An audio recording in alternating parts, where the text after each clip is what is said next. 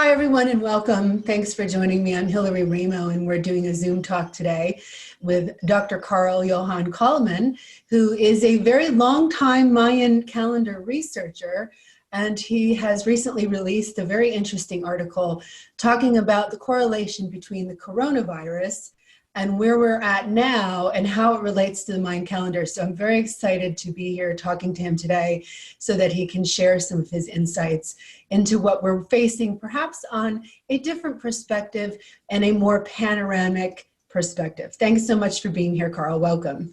Oh, thank you so much for having me again, I should say, Hillary. Thank you.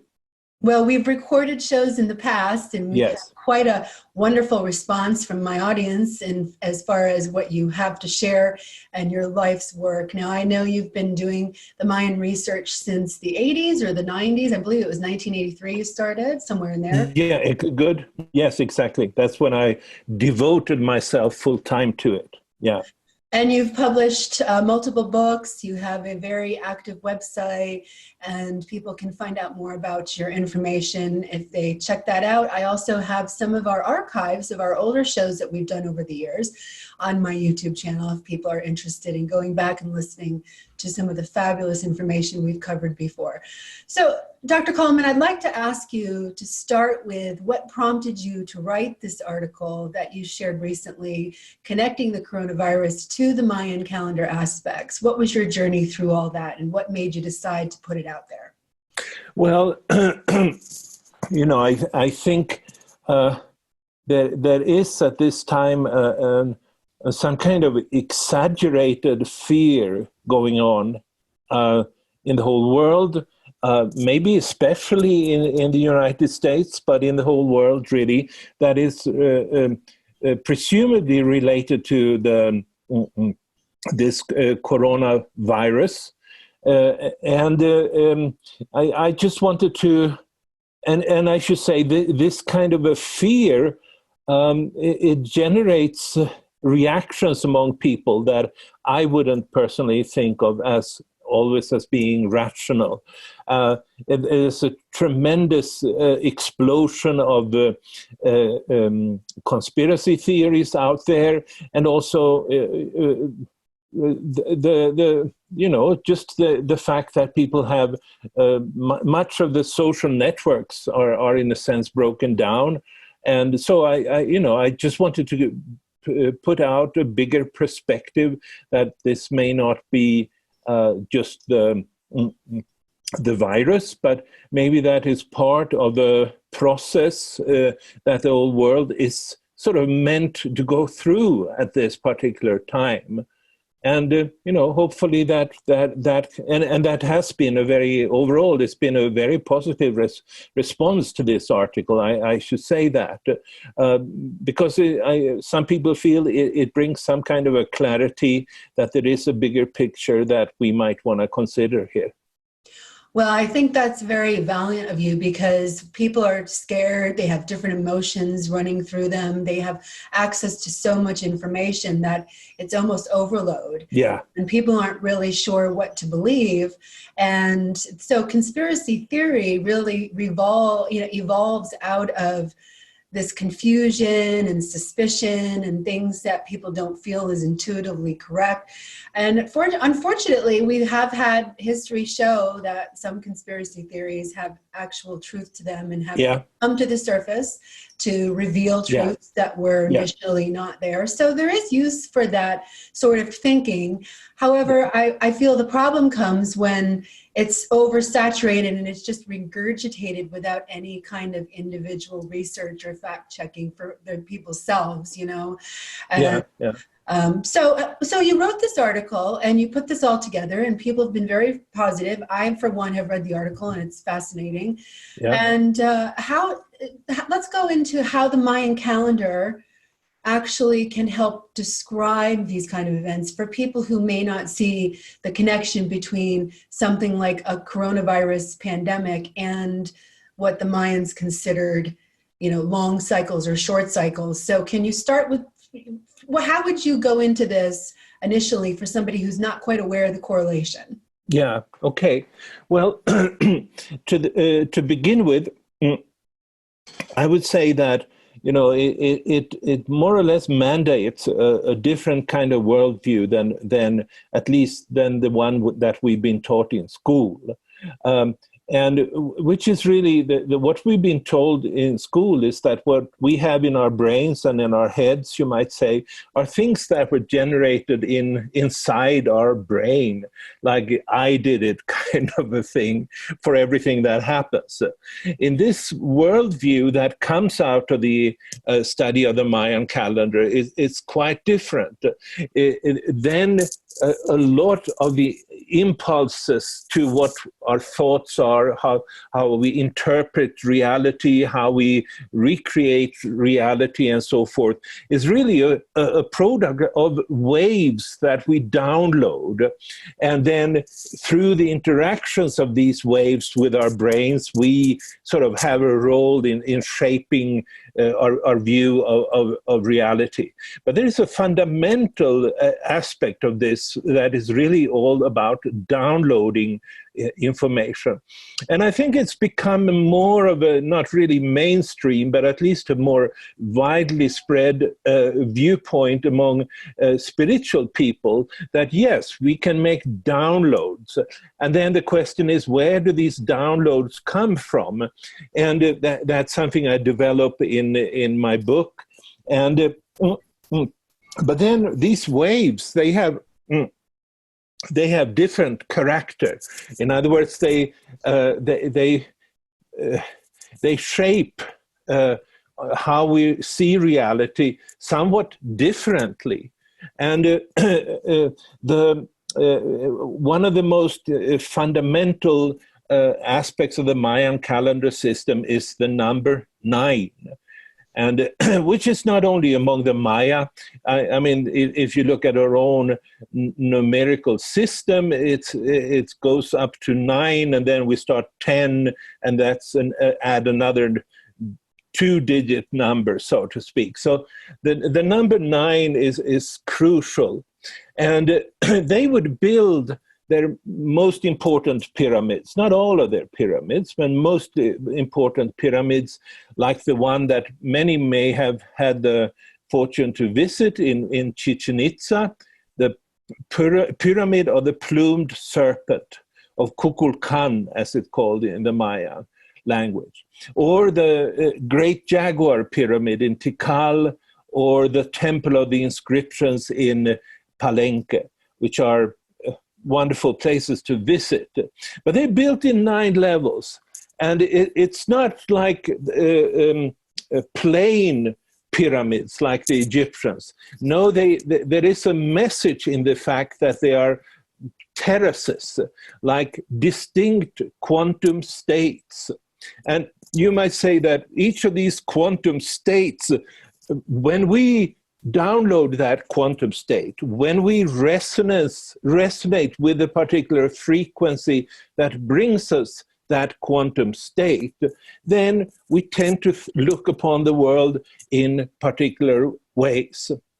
And so here we have a completely different worldview, but I think it's not just sort of a philosophy, however, because in my books especially, it's very much evidenced in detailed and how these waves of consciousness actually play out.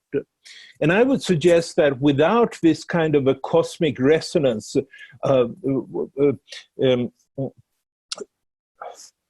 sorry, I lost my train of thought. That happens too. Yes. No, sorry.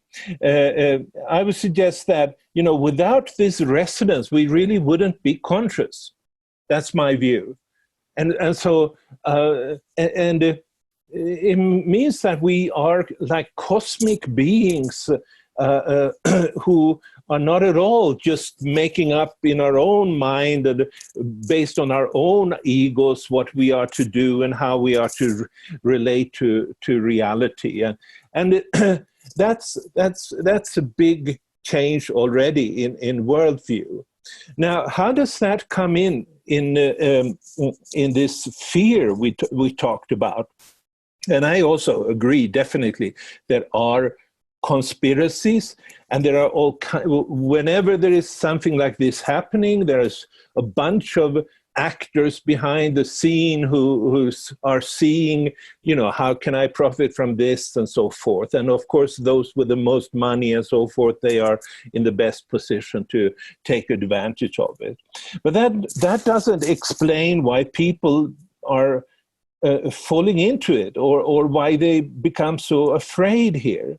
And what I'm suggesting in this article is that because we have denied this influence of shifting waves, shifting states of consciousness, and maybe we have become a little bit fearful at the current time, because there was a shift in the quantum state, the cosmic quantum state, in the year 2011.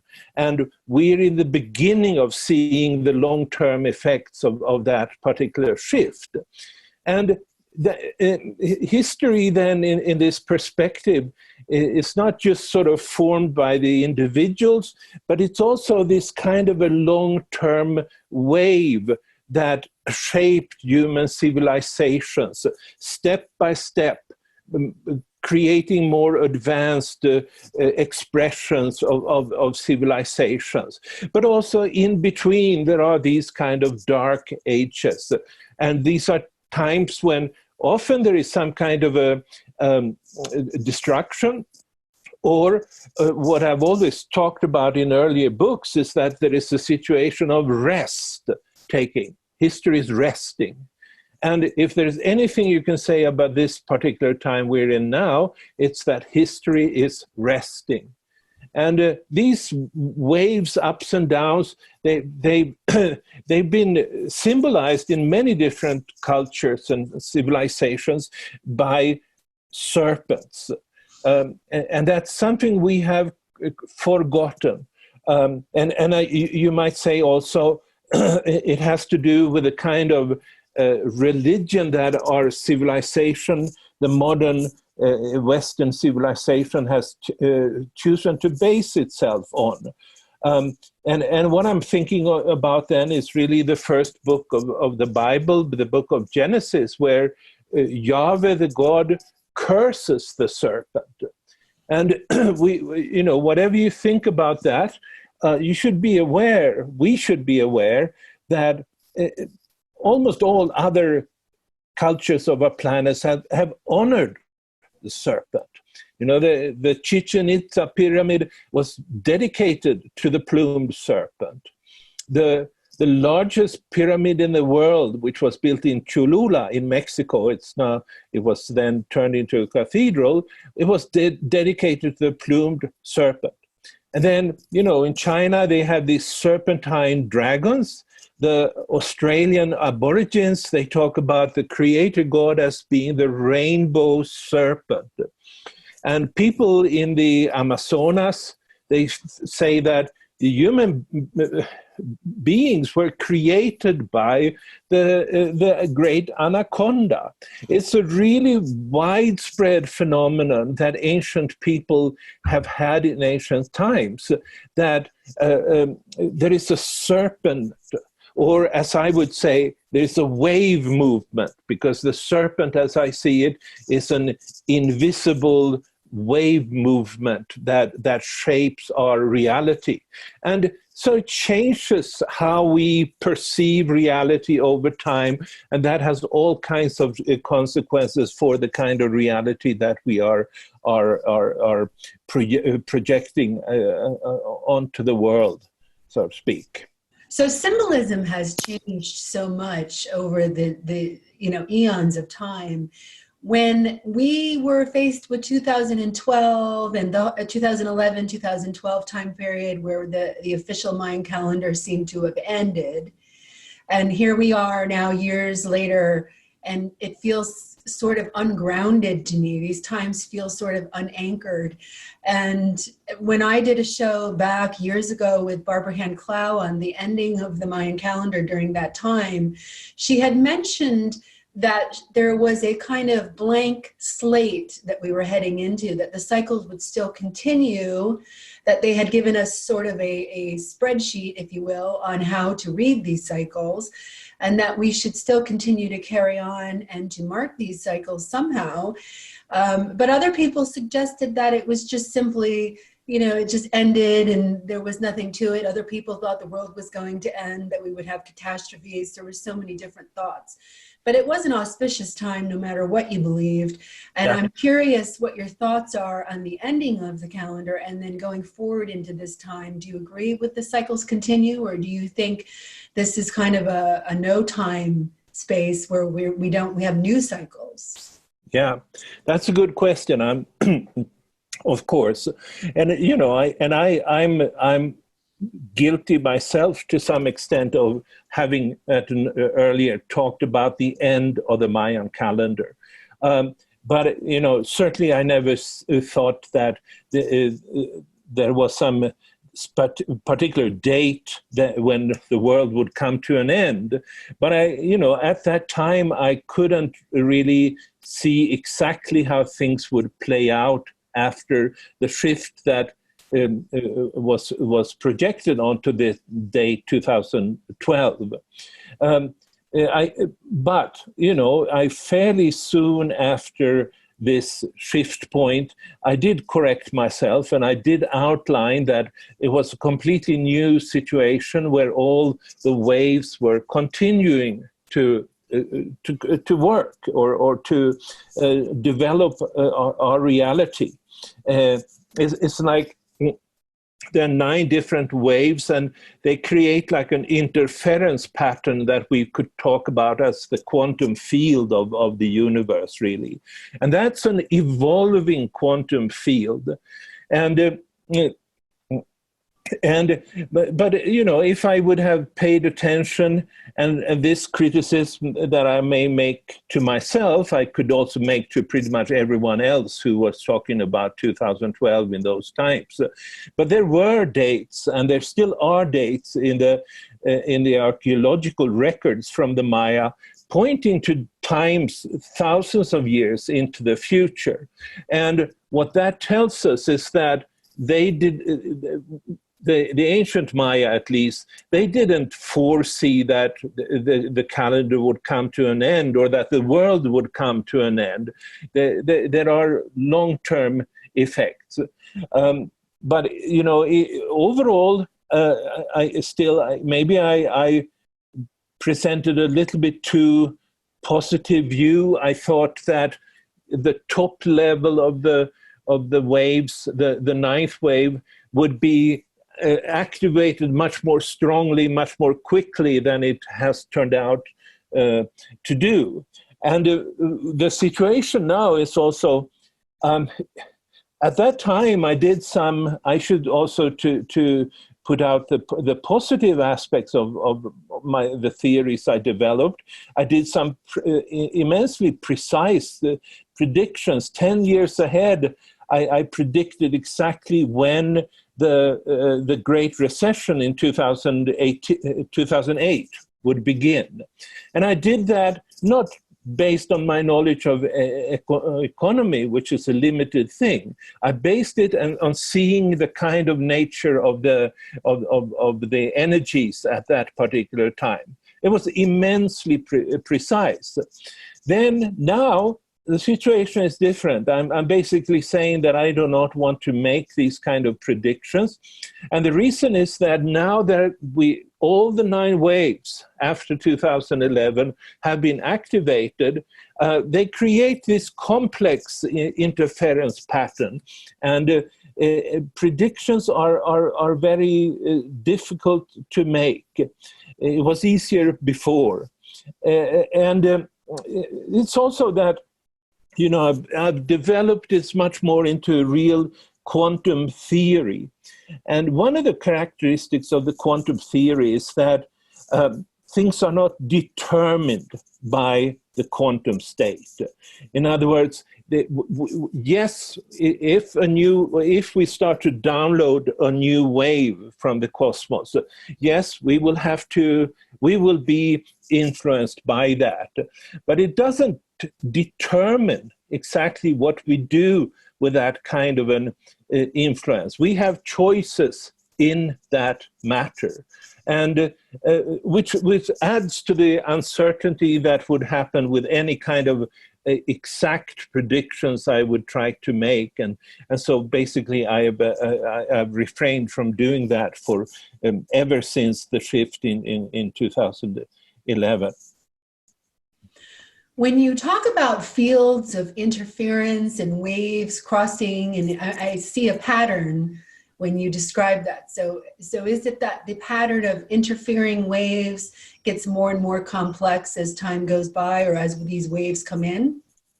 Yeah, I think so. I think, well, what I would say is it is more complicated now than before 2011. I don't think it becomes more complicated, but from this point and onward. But it is more complicated now than previously. And that's sort of, there's a lot of people that want to hear some kind of a clear, or is it good or is it bad times coming? And I don't have those answers at this point. But that doesn't, it doesn't mean that it detracts from the overall ranges of possibilities that these different waves are creating. And they are real. These waves are absolutely real. And I think it would help people generally to become aware of them in certain different ways. First of all, because it may, in this particular case with our current situation, it can alleviate some of the fear by knowing that there are factors, cosmic factors, influencing us that we are not aware of, and may make us a little bit afraid, because we've been taught that there are no such cosmic waves influencing us. And the second reason is really then that these quantum states, and I associate one quantum state essentially with each of these 9 levels of the pyramids. They end up at the top level at the 9th level, the 9th wave.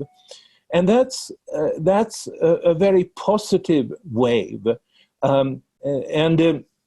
In my value system, so to speak, of course, it all depends on that, but I'm speaking for myself in this. And because that's really like a return to unity. And what that means is that it means an end to projecting duality onto others and onto yourself. So, to exemplify this a little bit, if you go not to the 9th level, but if you go to the 6th level, which is really the level that has developed the big civilizations from Egypt up until our current global Anglo-Saxon civilization. That particular wave, brought a quantum state of duality. And so for most of the 5,000 years of history, there's been a tremendous amount of dominance, brutality, and one group of people suppressing another group of people. And so some people would say, and I think that's a common way of looking at, that's just human nature. I contest that. I think it is a product of exactly that duality that throughout that period of time we have downloaded, and which, in a duality, in a yin-yang duality, a light-darkness duality, if you download that and you don't know about it, because this is like swimming like the fishes to the water or something like that, then you will project that duality and you will say, that's a good person, that's a bad person, that's a ruler or a king, and that's a slave, and that's the way it should be, because your mind tells you that, because you download a mind of duality and then you sort of project that onto reality, and then a social reality is created consistent with that duality.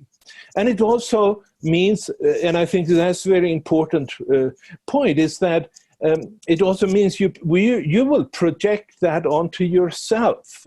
In other words, you will take on a sort of a judgmental attitude, not only to others, as I just described, but also in different ways to yourself. And for unknown reasons, really, except from this duality, a lot of people would think that they're not worthy because they are, they put themselves within this framework.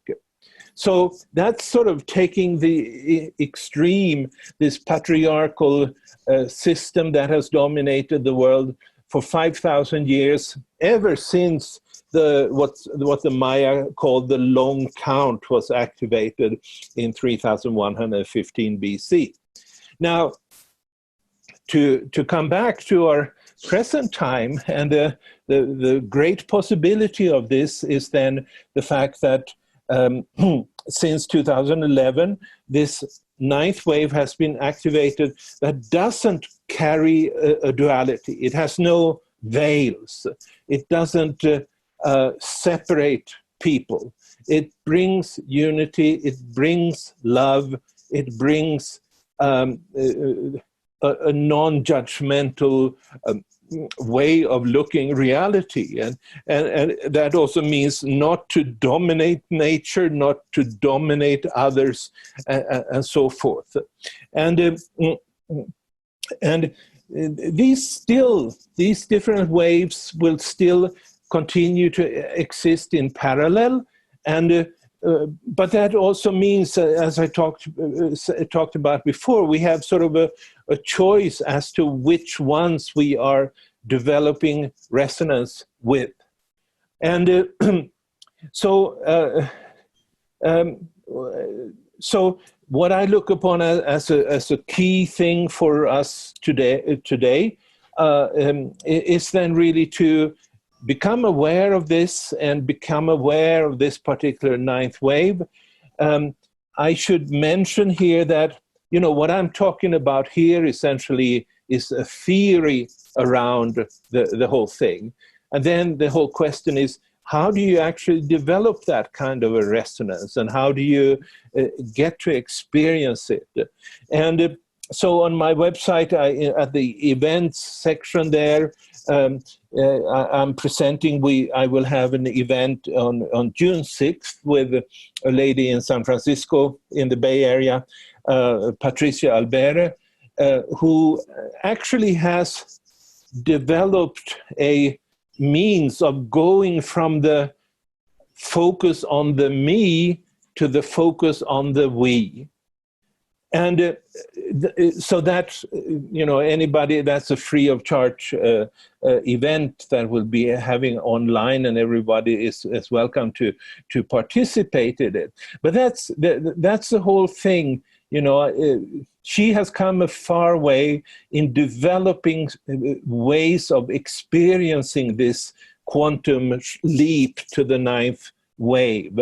And I think many others either have already done it, or may be on the way of doing it. And I certainly encourage people to do so.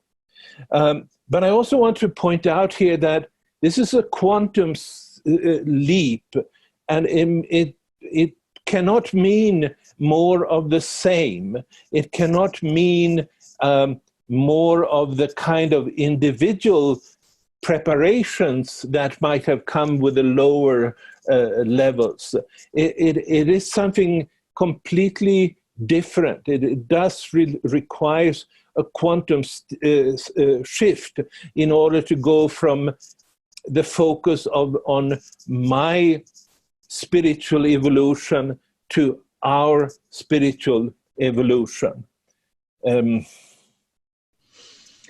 Thank you for that very Yeah. much. I'm wondering if the ninth wave could, in fact, be an opportunity for people to resonate, just like if they choose to resonate with different wave energies. And how does that exactly connect to consciousness? Because everybody's on a different path and everybody has different life experience, and that kind of equates their point of view and perspective at some points.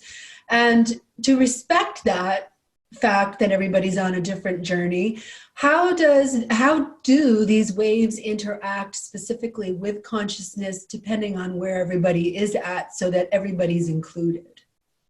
Yeah, well, absolutely. That, I think it's important to respect the fact that people are on, every one of us has like an individual path, you might say.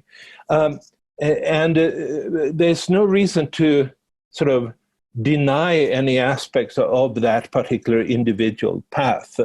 But I still think, at this point in time of the evolution of humanity, it has to take on that kind of a collective focus that I believe the ninth wave carries. Where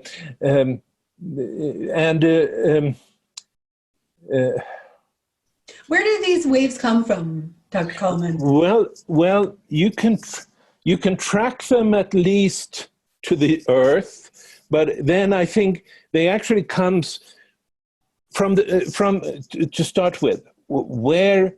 What did the ancient Maya say about that? And they identified something in called the place of creation, which is out there in the cosmos, and it's definitely linked to their view of the tree of life. And you might look upon this cosmic tree of life as the generator of the quantum states that we are downloading. But yes, they did, and I think several other ancient peoples also had some idea there was some kind of a location in cosmos, some kind of a, and that's about as far as I can tell you or know, because it hasn't been identified. You can say that the cosmic tree of life has been identified. You can track all the, tree of life and serpents. They are linked in almost all traditions, certainly in the biblical one. And so you can identify the serpents without any difficulty. You can identify the quantum states, I would say, without much difficulty either. But exactly where do they come from? Some people would say God created them, and, I have no argument with that, but it doesn't, to me, it doesn't provide much of an explanation, but why not? And what is that? Who is that? Or what yeah, so... Could it have been the center? Just one thing. So with this cosmology, you will come to a point where everything is just a mystery again, so to speak. But it does explain a lot of how things materialize here on our planet. I'm wondering if it could have been the center of our galaxy or even the center of the universe. That's what I mean. What I'm center of the galaxy is a very small thing. There are at least 100 billion galaxies in the universe. So it's a speck of dust in the universe. So that it must be, as you're saying, the center of the universe. That some central kind of place that reaches all the galaxies. Yes, yeah. yes. And, it could be like a mega black hole. Physicists say that there's tremendous amount of information on the inside of these black holes. But, if you have a mega black hole, nothing will escape from it directly from light or anything like that. And so we wouldn't see it really. And so, I would speculate along those lines.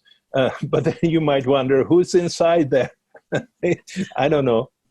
somebody had brought up an interesting theory that the black holes actually lead to somewhere else and have an output, so that the input is the sucking in on one side and then the output is on the other side, kind of like a wormhole Yeah. theory. But it's interesting. Anyway, lots to be discovered. It's still, and lots Yeah. to be talked about. So could it be that the Mayans actually believed that when we reached the ninth wave, that we would reach a utopia of sorts and humanity would be, kumbaya, and we'd all be getting along really just well, and culture would be thriving? Well, there is something like that.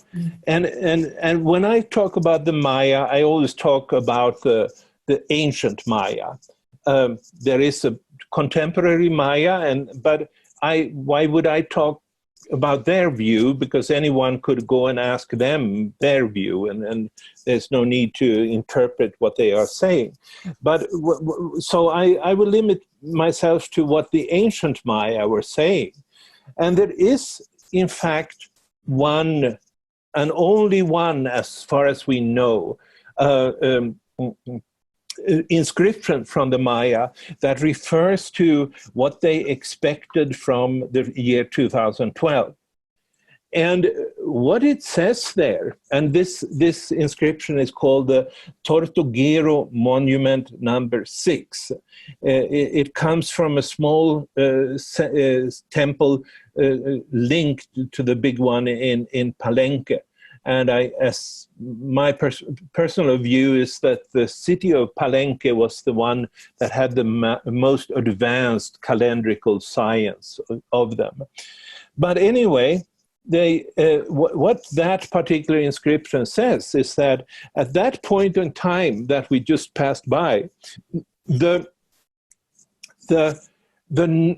something they called Bolon Yokte Ku, and Ku in Maya means sacred or temple, and Bolon means 9, and Yokte means steps or pillars, you might say, levels, really is how I would say it.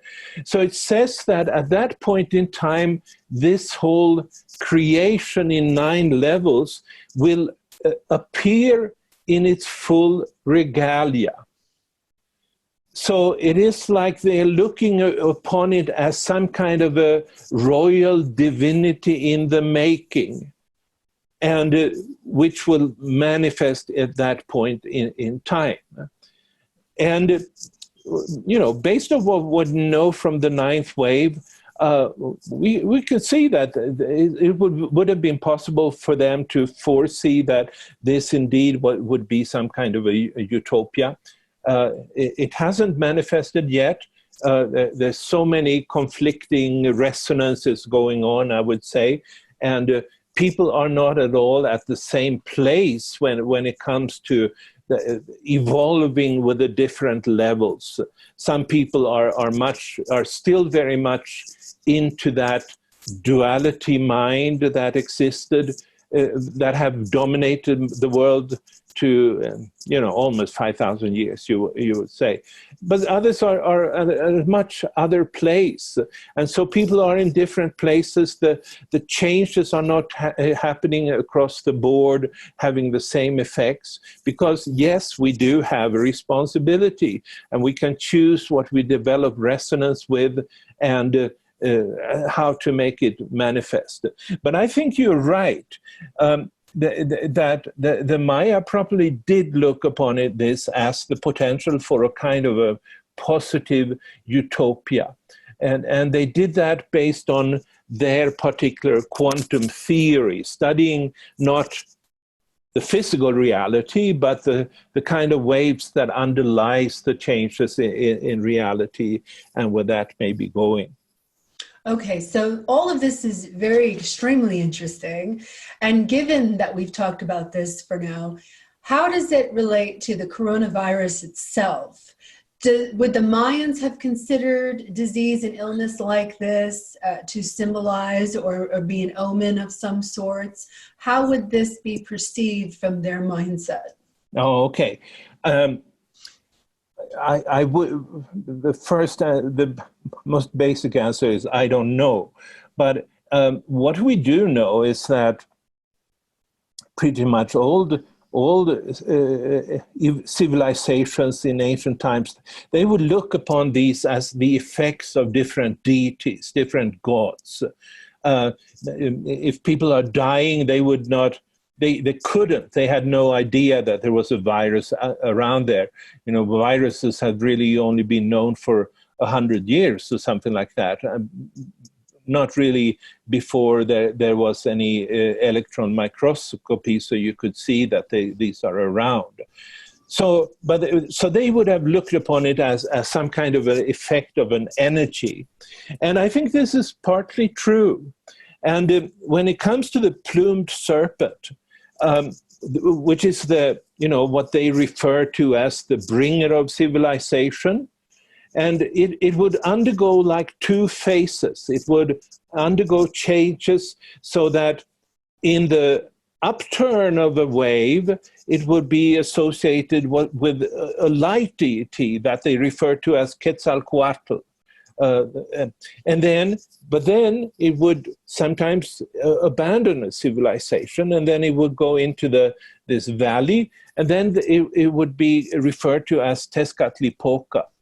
And those two divinities, as they perceived it, we could understand those as slightly different quantum states, and in some kind of a competition. And so they would look upon this as a product of that shift from on the sixth level from Quetzalcoatl to Tezcatlipoca. I'm fairly certain that happened. I haven't studied it, but it was, as you, I'm sure, are aware, in the 16th century, when Europeans came to the Americas, there was a tremendously dangerous pandemics hitting the Native American populations, and the population of Mexico, including the Maya, it shrunk to maybe 10% or something like that, what it had already been. And it would be an interesting thing to study how, and there are probably records of that, I haven't studied it, but how did they perceive it, the Mexicans in those days? They, the Montezuma, the Aztec emperor that was conquered by the Spanish conquistador Hernan Cortes, he succumbed to the smallpox, I think, which is a virus infection. And how did they perceive that? Was that the gods, or I don't know, but I suspect, they looked upon everything in spiritual terms, and rather than in the terms of the material manifestations of reality. And I think there is some, there is a truth to that. Modern medicine has completely cut this out. But I think there is, when it comes to this particular virus we're talking about now, I think there might be a big effect of just the fear that is dangerous to people. You can't, I used to look at the news hour, but now it's turned into the virus hour. And I'm not sure I want to watch the virus hour day out and day in. And then you see all these people very, very scared. And I'm not denying that there is a virus. I think there is a virus, and I think especially if you're old and frail, then you should be careful and so forth. But what is the effect of this, this, you might say, spiritual influence or negative spiritual evidence of scaring out of people? Well, the fear factor and then removing the spiritual aspect from medicine has certainly played a part in all of this over our modern day era. Yeah. And technology has enabled the spreading of a lot of things, including opinion and fear and other things as well. So we're really in unknown territory. That said, if people choose not to resonate with fear versus resonating with fear. Couldn't that be what you were just speaking of, where people resonate with a certain wave and tend to manifest that? Yeah, exactly. Yeah.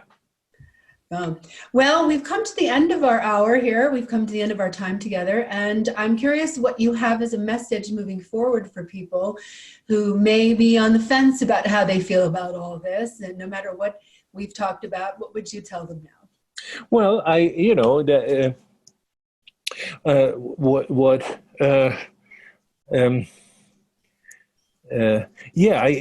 think I already a little bit covered that. I'm inviting people to participate in this free online event 6th of June, because I think we cannot just continue and ignore what really is the purpose of humanity, which is to attain this highest ninth wave, which is really like going back, in a sense, to the way we were before duality was introduced. So I think that's the only thing I can recommend and offer. And of course, if people want to detail the information about how these different waves have played out in the past, I recommend my own books. It's also there are spiritual practices also for the individual, to connect with source, so forth. There are many of them. I just wrote a book about psychedelics, but that's a part of a variation of a theme that would include things like breath work, like meditation, and other kinds of things. And these, I think, prepare people maybe to move to the higher state. But none of them, I think, actually brings to the ninth wave. For that, we have to shift to develop that kind of a spirituality that so far has been missing. And I would hope that these events, these difficulties that we're all facing at this particular time will serve as a call for us to go in that direction. Thank you, Dr. Calleman. And where can people find more information about your work and this upcoming event in June? Thank you. Yeah, so you find it on my website, calleman.com, CALLEMAN.com. And then there are a few Facebook pages that I have for myself and for my books. And they are, you look for my name there on Facebook, same thing, Carl Calleman. So you can go from there. Great, and we will have a link at the bottom of this video for you to attach if you are interested in more information. Thank you so much, Dr. Calleman. Enjoy a wonderful day. It's been wonderful talking to you. And thank you for all your work over the years and what you have left us as a legacy. It's much appreciated. Thank you. Thank you, Hillary. Great to be with you.